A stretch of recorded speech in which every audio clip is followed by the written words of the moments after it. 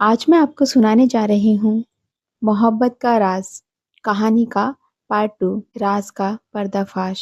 अरीबा और अयान ने डायरी में दिए गए नक्शे के मुताबिक हवेली के तहखाने में एक पुरानी दीवार के पीछे छुपे टनल का रास्ता ढूंढ निकाला। वो रास्ता अंधेरा और सीलन भरा था और वहाँ हवा में पुरानी चीज की बू थी। अरीबा का दिल जोर से धड़क रहा था, मगर अयान का हाथ उसके हाथ में था, जिससे उसे हिम्मत मिल रही थी। टनल में कुछ कदम चलने के बाद उन्हें एक पुराना कमरा मिला, जहाँ एक पुरानी घड़ी अब भी चल रही थी, जैसे वक्त ने वहां रुकने से इनकार कर दिया हो। कमरे के दरमियान एक छोटी सी मेज थी, जिसमें कुछ पर्चियां, एक पुराना लॉकेट और एक खामोश टीवी स्क्रीन थी।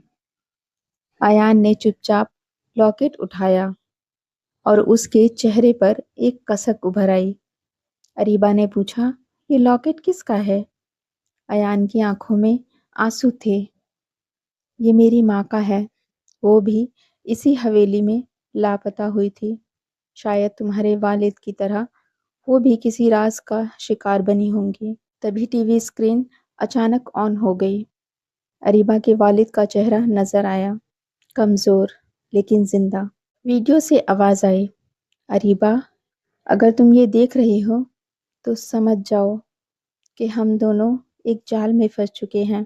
हवेली में एक पुरानी साजिश छुपी हुई है, एक गुप्त तंजीम जो उन लोगों को कैद करती है जो इस राज के करीब आते हैं। वीडियो में पीछे से कुछ आवाज आई और स्क्रीन बंद हो गई। अरीबा घबरा गई, लेकिन अयान ने उसके कंधे पर हाथ रखकर उसे हिम्मत देते हुए कहा, अब वक्त है कि हम मिलकर उन लोगों का सामना करें।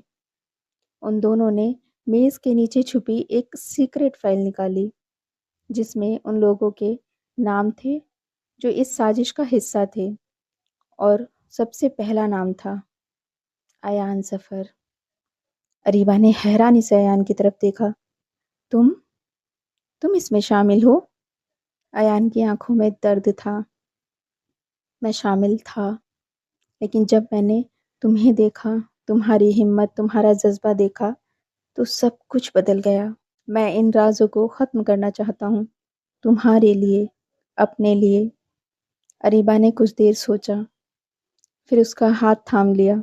तो चलो इस कहानी का अंजाम लिखते हैं साथ में। उन दोनों ने मिलकर पूरी तंजीम का राज साबित किया, मीडिया तक सबूत पहुंचाए और हवेली के नीचे कैद लोगों को आज़ादी दिलाई। अरीबा के वालिद भी बच गए। आखिर में अरीबा और अयान हवेली के सामने खड़े थे, सुबह के सूरज की नई रोशनी में।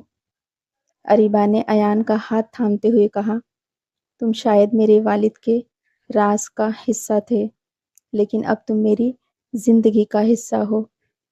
अयान ने मुस्कुराते हुए कहा, और तुम मेरी रूह का सुकून हो अरीबा।